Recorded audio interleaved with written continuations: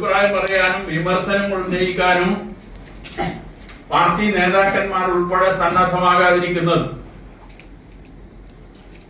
അതിന്റെ ഭാഗമായിട്ടാണ് ഈ പ്രശ്നങ്ങൾ ഈ പാർട്ടിക്കകത്ത് വളർന്നു വന്നുകൊണ്ടിരിക്കുന്നത്, ഈ അപജയം സംഭവിച്ചുകൊണ്ടിരിക്കുന്നത്. അത് പാർട്ടി വിരുദ്ധരോ പാർട്ടിയെ സ്നേഹിക്കുന്ന ജനങ്ങളോ ചൂണ്ടിക്കാണിക്കണം. 3 തവണ തെറ്റുതിരുത്തൽ രേഖ പാർട്ടി കേന്ദ്ര കമ്മിറ്റി അംഗീകരിച്ച് കീഴെ വിശദീകരിച്ചു. അതിൽ പറഞ്ഞ് ഏതെങ്കിലും ഒരു കാര്യം നടപ്പായോ? എന്തേ നടപ്പാകാത്തത്? മുകളിൽ നിന്ന് കെട്ടിപ്പടുക്കുന്ന പാർട്ടി എന്ന നിലയിൽ ജനറൽ സെക്രട്ടറിയെ തൊട്ട് എല്ലാ നേതാക്കന്മാരെയും പരിശോധിക്കണം. അത് കീഴെ ബ്രാഞ്ച് വരെ ആകാം. പക്ഷെ ഇപ്പൊ പരിശോധിക്കുന്നത് ബ്രാഞ്ചിലാണ്. ഈ തെറ്റ് ചെയ്യുന്ന നേതാക്കന്മാരാണ് കീഴെ വന്ന് ഈ കാര്യങ്ങൾ വിശദീകരിക്കുന്നത്. തെറ്റ് തിരുത്തൽ രേഖയിലെ കാര്യങ്ങൾ കീഴെ വന്ന് വിശദീകരിക്കുന്നത് ഈ തെറ്റ് ചെയ്യുന്ന നേതാക്കളാണ്. എവിടെ പാർട്ടി നന്നാവും? ഈ ഓരോ നേതാവിനെയും തൊട്ട് പാർട്ടി ജനറൽ സെക്രട്ടറി ഉൾപ്പെടെ ഓരോ നേതാവിനെയും തൊട്ട് വ്യക്തിപരമായി പരിശോധിച്ചാലല്ലേ തെറ്റ് തിരുത്താൻ കഴിയൂ. ആ രേഖയിൽ പറയുന്ന ഒരു കാര്യമുണ്ട്. നമ്മൾ ബൂർഷ്വാ സമൂഹത്തിലാണ് ജീവിക്കുന്നത്. ബൂർഷ്വാ സമൂഹം ജീർണിച്ചുകൊണ്ടിരിക്കുകയാണ്. ആ ജീർണത അറിഞ്ഞോ അറിയാതെയോ പാർട്ടി സഖാക്കളെയും സ്വാധീനിക്കാനിടയുണ്ട് എന്ന് പാർട്ടി പറഞ്ഞുകൊണ്ടിരിക്കുന്നതാണ്. ഈ 3 രേഖയിൽ പറഞ്ഞിട്ടുണ്ട്. അത് ജനറൽ സെക്രട്ടറി ഉൾപ്പെടെ PB മെമ്പർമാരെ, CC മെമ്പർമാരെ എങ്ങനെ ബാധിക്കുന്നു, സംസ്ഥാന കമ്മിറ്റി മെമ്പർമാരെ എങ്ങനെ ബാധിക്കുന്നു എന്ന് പരിശോധിക്കണ്ടേ? ഒരു പരിശോധനയില്ല. അവര് വന്നിട്ട് കീഴെ വിശദീകരിക്കുകയാണ്.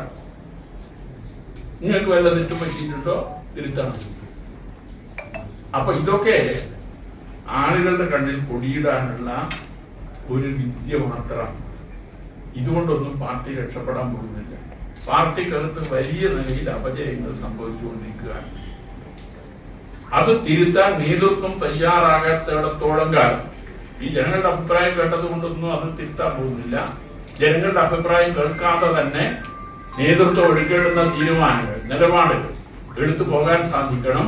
അത് പോകുന്നില്ല എന്നുള്ളതാണ് അതുമായി ബന്ധപ്പെട്ടുകൊണ്ട് സൂചിപ്പിക്കാനുള്ളത്. മറ്റൊന്നെങ്കിലും ഒരു പാനൽ അവതരിപ്പിക്കുമല്ലോ, ആ പാനൽ എങ്ങനെയാണ് രൂപം കൊണ്ടത്? അത് മാഷൊക്കെ ആ സമയത്ത് ജില്ലാ സെക്രട്ടറിയുടെ അംഗം മാഷടക്കം പങ്കെടുത്ത ജില്ലാ സെക്രട്ടറിയായിട്ടാണ് ആദ്യം ആ പാനൽ അവതരിപ്പിച്ചത്. ആ പാനൽ എങ്ങനെ വന്നു?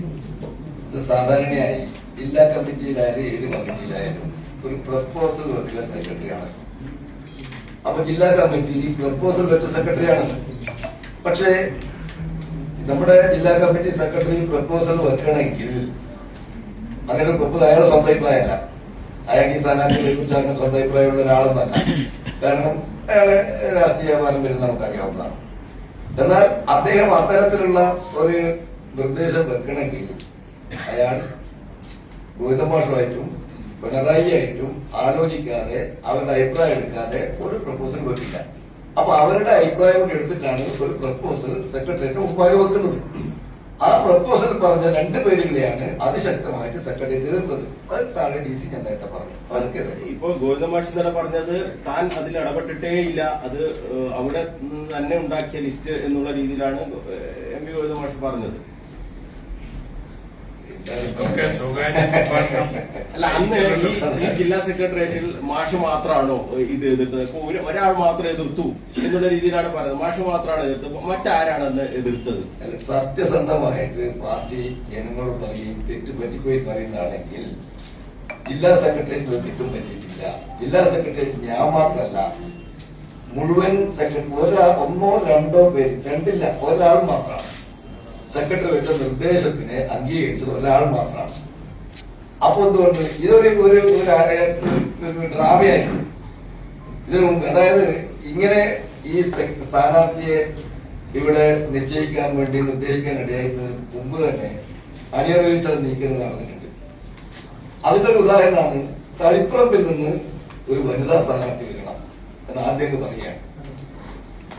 അന്ന് നിന്നവർക്കറിയാലോ, അങ്ങനെ വരുന്ന ആരായിരിക്കണം? അത് ഈ കക്ഷിയായിരിക്കണം. ഇതാണല്ലോ വെക്കുന്ന നിർദ്ദേശം. അപ്പോ ഒരു വനിതാ സ്ഥാനാർത്ഥി ഇവരെന്നെ ആയിരിക്കണം. അന്നേരത്തല്ലേ മറ്റു സെക്രട്ടറി മെമ്പർ പറഞ്ഞു അവരെല്ലാം ജീവിച്ചിട്ടുണ്ടല്ലോ. പച്ചക്കള്ളം പറയുമ്പോൾ അവരെങ്ങനെ പ്രതികരിക്കാനൊക്കെ പറയാൻ കഴിയില്ല. അവരെല്ലാം ജീവിച്ചിട്ടുണ്ടല്ലോ. അവരന്നേരല്ലേ പറഞ്ഞേ അങ്ങനെയാണെങ്കിൽ വനിത വേണമെങ്കിൽ സുഖിന്റെ ടീച്ചർ ആയിക്കോട്ടല്ലേ ആവട്ടെ എന്ന അഭിപ്രായം പറഞ്ഞല്ലോ.